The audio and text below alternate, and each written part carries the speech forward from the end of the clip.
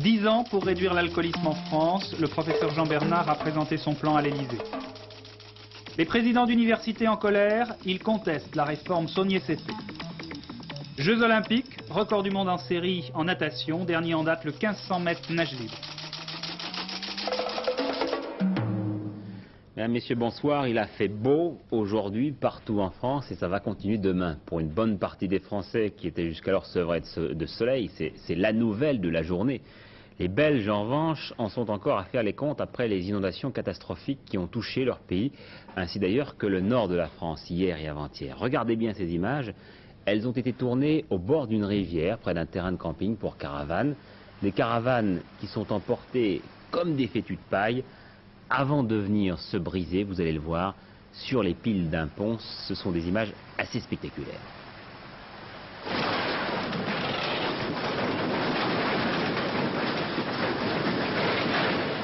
Le caméraman se précipite de l'autre côté du pont et voici ce qui ressort de la caravane.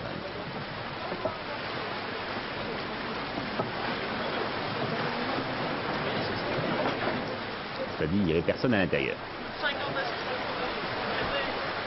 Laurent Broumède, alors demain il va faire beau. Écoutez, après le calme, la tempête, demain et après-demain sur la majeure partie du pays, un temps très beau, très ensoleillé, pratiquement pas de nuages dans le ciel.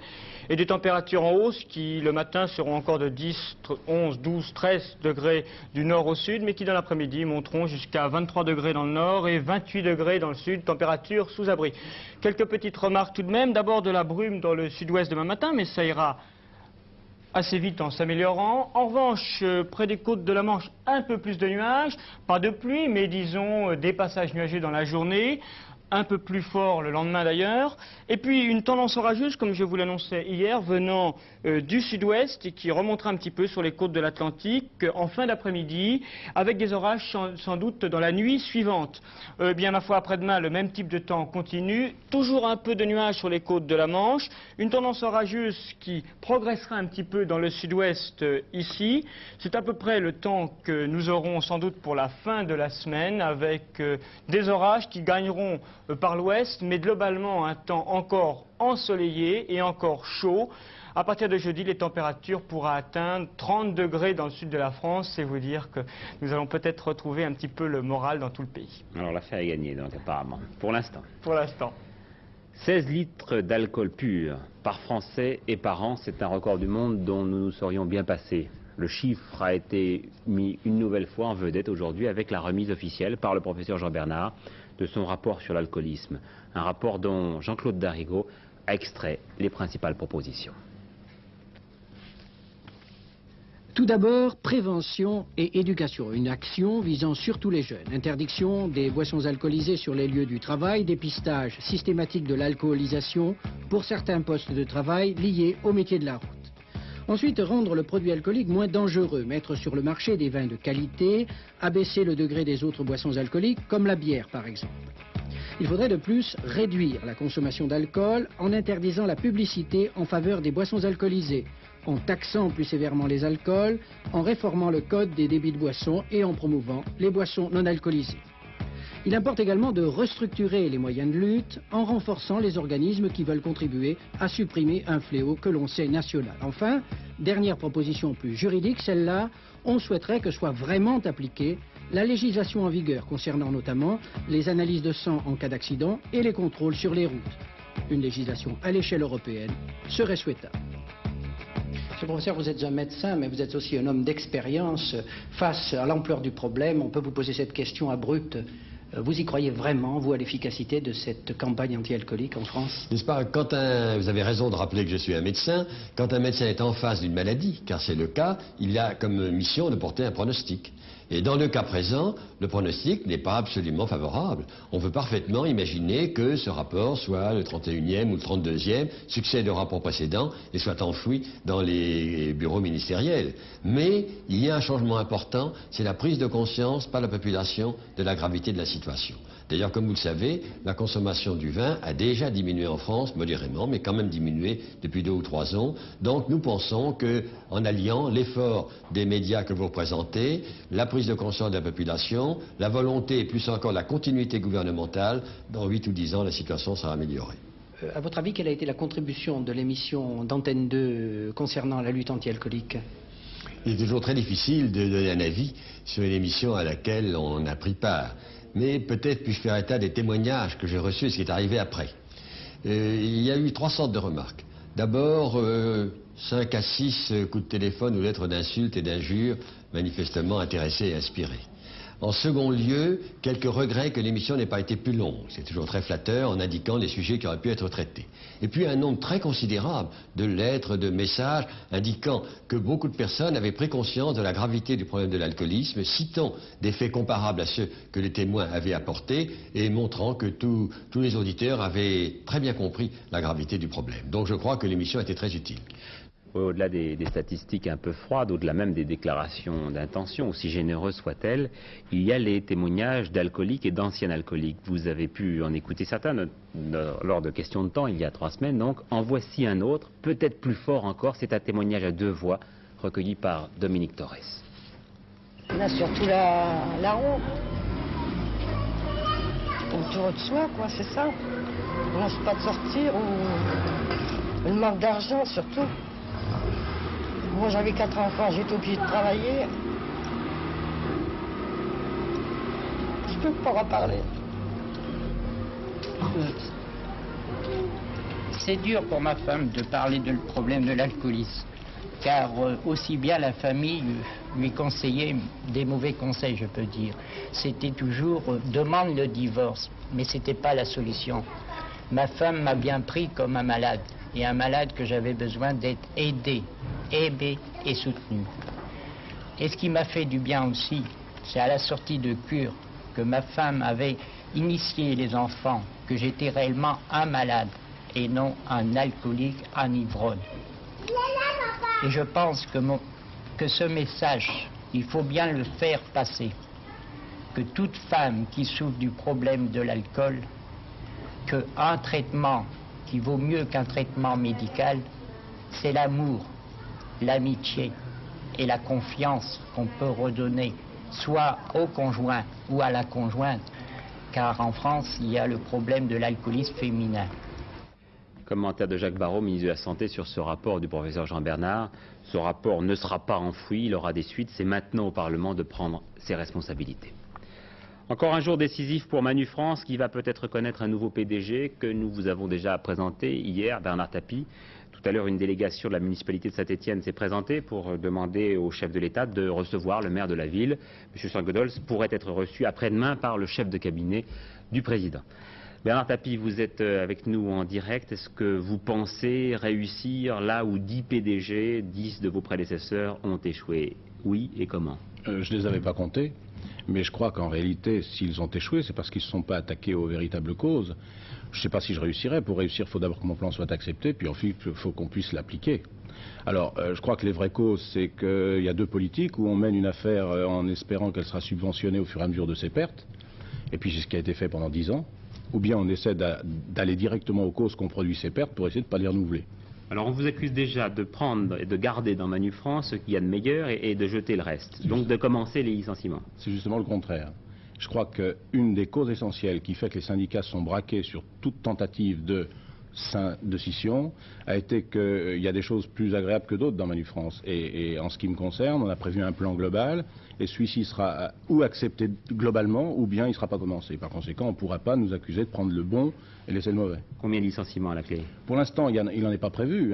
Vous savez, quand un secteur est déficitaire, il y a 2 façons de le rendre rentable. Ou bien on fait plus d'affaires avec le même nombre de personnes, ou bien on ne peut pas faire plus d'affaires et on le fait avec moins de gens. Pour l'instant, on ne peut pas le savoir. Ce sont les spécialistes par secteur d'activité qui se prononceront. Et pourquoi est-ce que vous réussiriez ce que tous les autres ont échoué? Ils avaient pourtant des références particulières, des diplômes, des expériences que vous n'avez pas vous-même. Je crois que c'est le contraire. C'est-à-dire qu'on avait, nous, on a des expériences dans le redressement d'affaires en difficulté que les autres n'avaient pas. C'est juste l'inverse. Alors les pouvoirs publics, vous allez les solliciter à nouveau de l'aide, de l'argent? Moi, je ne les ai jamais sollicités. Donc si je les sollicitais, ce serait une première. Et si je ne l'ai pas fait, c'est parce que Je pense que je fais partie de ces gens qui trouvent que l'État est trop présent un peu dans toutes nos affaires. Seulement, il faut être homogène. Ou bien on leur demande d'être présent et on va leur demander de l'argent, ou bien on fait comme moi, on leur demande de nous laisser un peu tranquilles, mais il ne faut pas aller tirer les sonnettes pour leur demander de l'argent. Mais vous avez d'autres interlocuteurs qui eux aussi sont méfiants, la Massif, les syndicats par exemple. Les syndicats vous regardent d'un œil, disons, sceptique pour l'instant. Ils donnent leurs réponses très bientôt. Je pense que les syndicats ont à tort été souvent considérés chez Manufrance comme les responsables du problème. Donc les syndicats locaux, ceux que j'ai rencontrés dans l'entreprise, sans influence extérieure, m'ont semblé parfaitement comprendre le plan que je leur proposais. Si d'ici demain, ils ont changé d'avis, c'est qu'ils ne seront plus d'accord avec mon plan, mais je crois qu'à partir de là, les jours de Manufrance seront comptés. Est-ce que vous marchez main dans la main avec le maire de Saint-Étienne? Le maire de Saint-Étienne ne me connaît pas. Il a eu une attitude qui me paraît tout à fait logique par rapport aux conceptions qu'il a. Il dit que Manufrance gagne de l'argent. Moi, j'ai compté, elle perd 10 millions de francs lourds par mois. Donc, il y a entre nous deux, fatalement, quelque chose qui ne va pas. C'est ou mes chiffres ou son impression. On a pu dire que vous êtes un aventurier de l'entreprise. Votre réputation est parfois entachée de ci, de là. Qu'est-ce que vous pensez de cette réputation? Je pense que c'est normal. Quand on ne fait pas partie d'une majorité de gens qui se conduisent de la même manière, on est un peu en dehors et ça entraîne la suspicion plus que le respect. Mais ça m'est égal, je veux dire, c'est pas très important. Mais c'est pas un nouveau coup que vous voulez faire, c'est pas pour faire parler de vous, un petit peu comme à l'occasion des châteaux de Bokassa, c'est pour le bien de l'entreprise?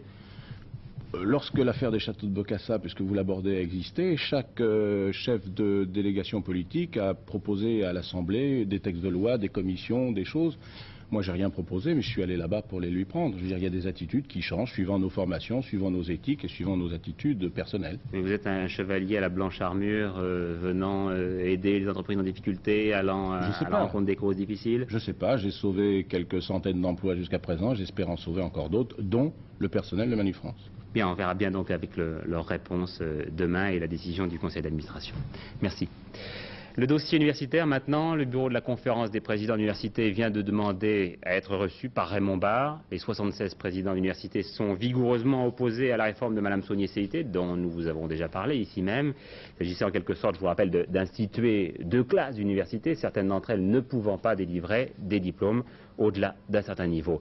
Les responsables de l'enseignement supérieur accusent le ministre de ne pas tenir compte de la spécificité régionale de certains enseignements et de dévaloriser certains diplômes. En fait, c'est ça qui est le fond du problème à l'heure actuelle, c'est que des universités qui étaient devenues des facteurs de développement régional sont appelées à ne plus l'être et à être ramenées à un niveau de formation au premier cycle. Des universités pour l'élite et puis les autres. Des universités pour l'élite, en condition qu'elles puissent absorber ce qui ne serait pas pris dans les autres, car les capacités, on le voit bien à l'heure actuelle avec les inscriptions dans certaines universités, les capacités d'inscription ne sont pas extensibles à l'envi pour certaines universités, et d'autres perdant les possibilités d'inscrire les étudiants. Je pense que c'est plutôt une perte en étudiants que le fait de les dériver d'une université sur une autre. Vous pensez réellement que le Premier ministre peut annuler les décisions de son ministre des universités ? Le problème ne se pose pas là non plus dans ces termes, et je ne voudrais pas qu'il se pose comme ça. Nous avons conscience, au niveau du bureau de la conférence des présidents, et ça a été notre réflexion d'hier, que ce qui se passe est grave pour certains aspects des formations universitaires. Quand on prend par exemple le cas des diplômes d'ingénieurs, de docteurs ingénieurs, eh bien il n'y a plus de délivrance par les universités de diplômes de docteurs ingénieurs. Comment donc l'ouverture vers la technologie, l'ouverture vers la professionnalisation qui avait été prônée et le jeu que nous avons joué, comment ceci peut-il se faire et comment ne prendrons-nous pas un retard considérable si de telles choses n'étaient pas revues? Il ne s'agit pas d'essayer d'obtenir quelques victoires sur tel ou tel point, il s'agit de poser une question angoissante qui se pose à tous, et je crois que les réactions qu'on enregistre pour le mois de juillet étaient loin d'être attendues. Je crois que ce que nous voulons dire au plus haut niveau, c'est combien nous sommes inquiets et combien nous attirons l'attention sur le fait que c'est une page tournée de l'université française.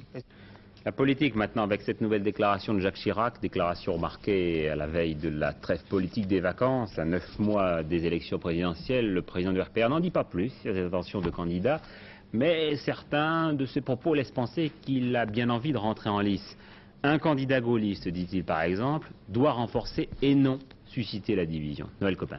Eh bien oui, Jacques Chirac ne veut pas annoncer sa candidature, il annonce même qu'il ne dira rien avant la fin de l'année, mais pour éviter que la candidature de Michel Debré ne puisse éventuellement gêner la sienne, eh bien aujourd'hui il rappelle sa présence, il prend date.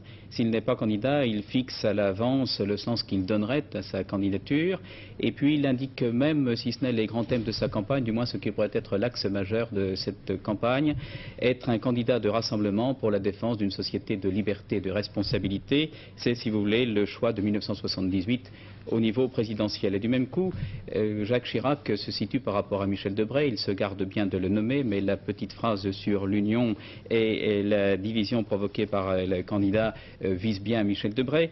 Il se situe également par rapport au président de la République, là aussi il se garde bien de le nommer, mais c'est sans doute lui qu'il vise lorsqu'il parle de faux semblants et de double jeu face à l'union de la gauche, et puis il se situe face lui-même à cette union de la gauche qu'il condamne avec, dit-il, ou sans programme commun. Et l'on peut, je crois, quand même faire une certaine comparaison, établir peut-être une symétrie entre Jacques Chirac et François Mitterrand, ne serait-ce que parce que l'un et l'autre, dans la mesure où ils ont à faire face à un rival issu de leur propre mouvement, doivent occuper le terrain, doivent être présents dans le débat politique sans pour autant annoncer leur candidature, ce qui leur est possible puisque l'un et l'autre se trouvent être le chef de son propre mouvement. Et eux aussi doivent se situer par rapport au président de la République. Eh bien oui, et je pense que si tous les deux attendent si longtemps pour déclarer leur candidature, c'est sans doute aussi parce que le président de la République a lui-même l'intention et aussi l'intérêt d'attendre le plus tard possible pour annoncer sa propre candidature. Il est vrai que lui aussi, et peut-être à un autre niveau, a la chance et la possibilité de pouvoir occuper le terrain et de pouvoir participer au débat politique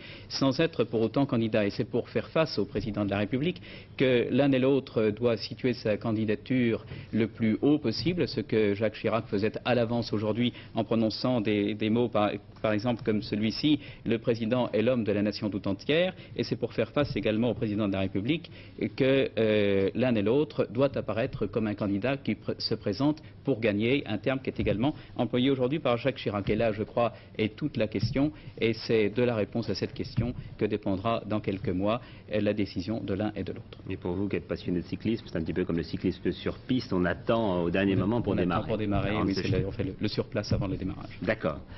Regardez bien ces cartes maintenant. Dès l'année prochaine, vous allez pouvoir recevoir, ce sont des cartes de crédit, mais des cartes à mémoire. Hier, 3 constructeurs ont été choisis pour les réaliser. La C2I Honeywell Bull pour celle-ci, Schlumberger pour celle-ci et Philips pour cette dernière. Ceci est valable également pour les appareils qui liront ces cartes. Georges Leclerc vous explique le fonctionnement et l'utilisation de ces cartes magnétiques. Une carte de crédit normale, c'est un petit carré de plastique qui comporte des pistes magnétiques lues par une machine de ce genre qui vous délivre des billets si vous connaissez le code.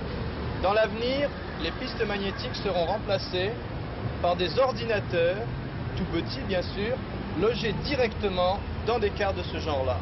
À partir de l'année prochaine, vous aurez 150 000 cartes comme ça, à l'essai, dans 3 ou 4 villes de France de 100 000 habitants, qui essaieront de montrer que ce système est meilleur que l'autre. En fait, le but, c'est de supprimer les chèques. Les chèques coûtent très cher, les banques payent 5 francs environ par chèque prêté, c'est beaucoup trop. Avec des cartes comme ceci, que vous pourrez lire vous-même, avec une petite calculatrice que vous aurez dans la poche par exemple, ou chez un commerçant qui aura un appareil beaucoup plus simple que celui-ci, vous saurez à tout moment où vous en êtes de vos dépenses. À la banque, vous mettrez une certaine somme sur votre carte, 5 000 francs par exemple, et à chaque fois que vous ferez un essai chez un commerçant pour acheter quelque chose, on retirera une certaine somme de la carte qui sera en quelque sorte votre talon permanent.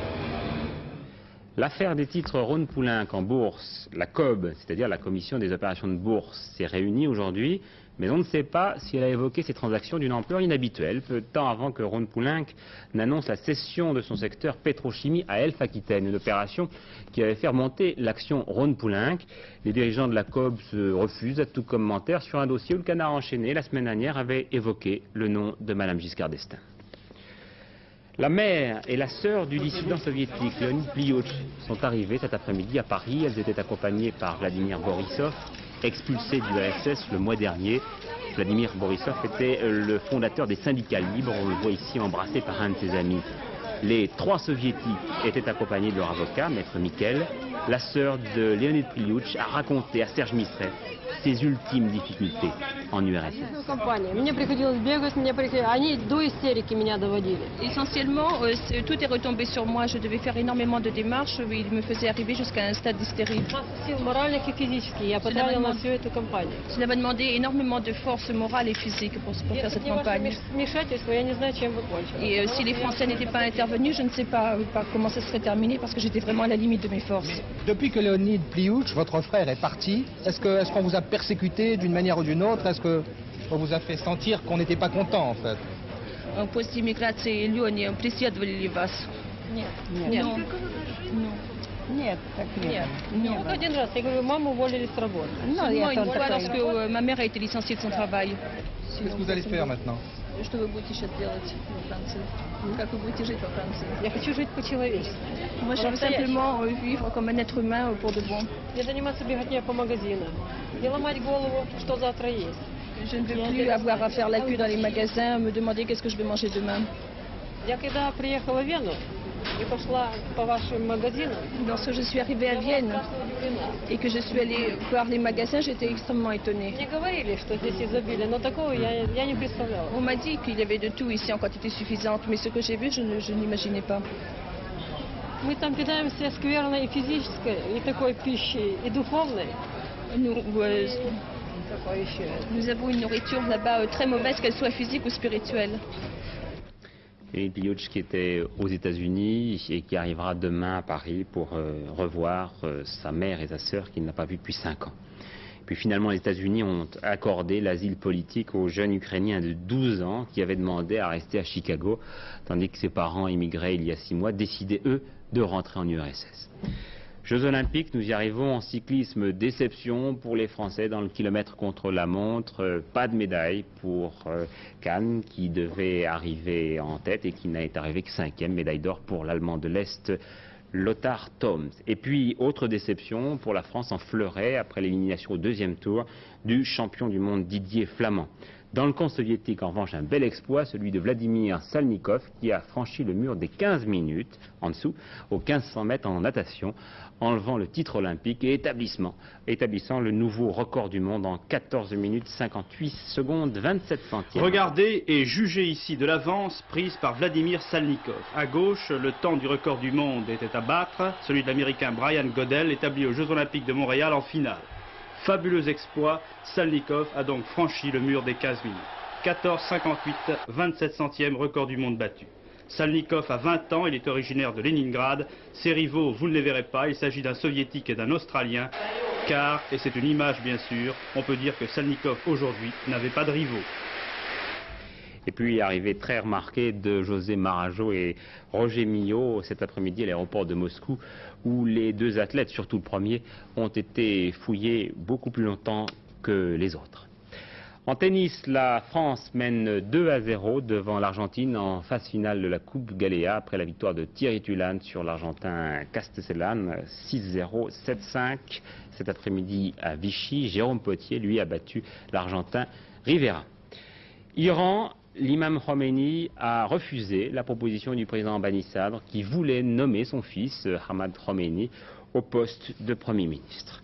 Grande-Bretagne, après les chemins de fer et la poste, le gouvernement de Mme Thatcher a manifesté hier sa volonté de privatiser la production d'électricité. C'est un monopole d'État qui datait de 1909. Et puis en Grande-Bretagne toujours, augmentation de 14% du chômage le mois dernier. Nos voisins d'outre-Manche comptent maintenant 1 900 000 sans emploi. Bolivie, après le coup d'état des militaires, la capitale a presque retrouvé un aspect normal. 80% de la population a repris le travail après une grande grève de 48 heures. Les transports fonctionnent de nouveau, mais dans les rues, les patrouilles militaires sont très nombreuses. Des prisonniers sont transportés par camions entiers jusqu'au stade de Bolivar, un usage des stades qui rappelle le précédent chilien. Ce soir, on apprend que l'ancienne présidente, Mme Gayler, pourrait demander un sauf-conduit pour se rendre en France. Marée noire évitée de justesse la nuit dernière à Rotterdam. Un super pétrolier de 240 000 tonnes s'est cassé en deux au moment du déchargement d'une partie de sa cargaison. L'accident, qui n'a pas fait de victimes, aurait été provoqué par une mauvaise conduite des opérations de pompage des cuves. Finalement, quelques tonnes de pétrole seulement ont souillé les bassins du port.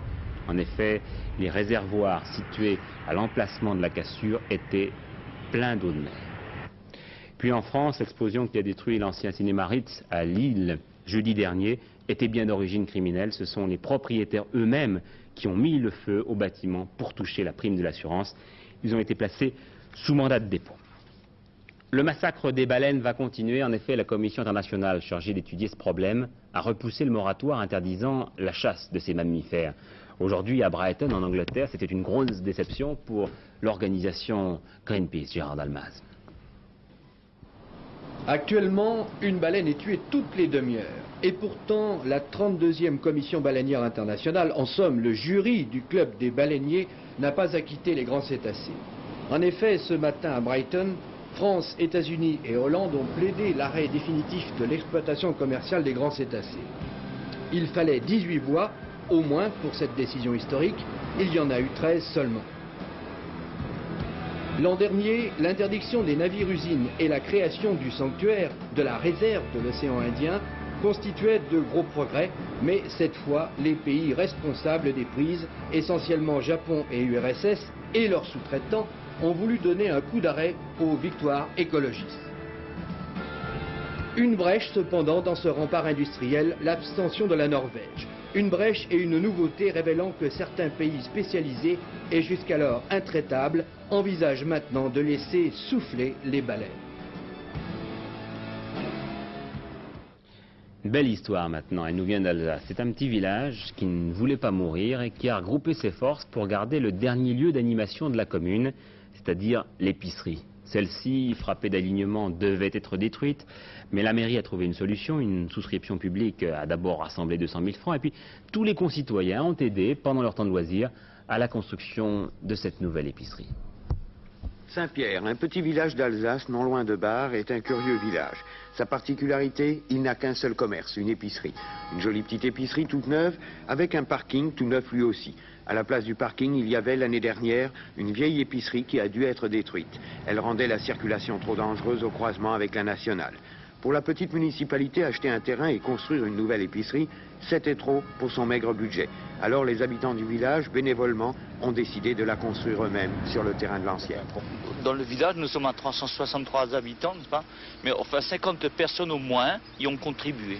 Et qu'est-ce qu'elles faisaient Chacun faisait ce qu'il pouvait, n'est-ce pas? Chacun apportait sa modeste contribution. Enfin, les uns leur savoir-faire, les autres leur savoir technique. Moi, je n'étais qu'un simple manœuvre dans l'affaire. Hein. Ça, c'était bénévole, naturellement. Et c'est sûr, qu'est-ce que vous voulez, n'est-ce pas? Et vous travailliez quand? Le soir, après 6 heures, le plus souvent, et surtout le samedi, le dimanche. Ça a pris combien de temps? Au bout de 9 mois, l'affaire était finie. La gérante de l'épicerie, elle, ne se plaint pas non plus. Au contraire même, depuis 1 an, on peut dire, les affaires marchent beaucoup mieux. Voilà, ce journal se termine. Je vous rappelle les prévisions de Laurent Broumette que nous écoutions au tout début de ce journal. Il fera beau demain, presque partout en France, simplement quelques brumes en Aquitaine et des problèmes orageux le soir dans le Béarn. Vous voyez, et puis quelques nuages sur les côtes de la Manche. Mais aujourd'hui, il a fait très beau partout en France. Vous avez rendez-vous ce soir avec Hervé Claude dans environ de 23h30 pour le dernier journal. Un journal qui retracera largement avec Jean-Paul Olivier les résultats sportifs de la journée à Moscou. Et puis demain, n'oubliez pas, antenne de midi, vous y apprendrez tout sur la météo précisément et sur les astres avec Pierre Colère, astronome, et avec des directs en provenance de Clermont-Ferrand où se trouvent réunis tous les météorologues du monde entier en ce moment. Bonsoir à tous et je vous retrouverai demain avec plaisir à 20h si vous le voulez bien.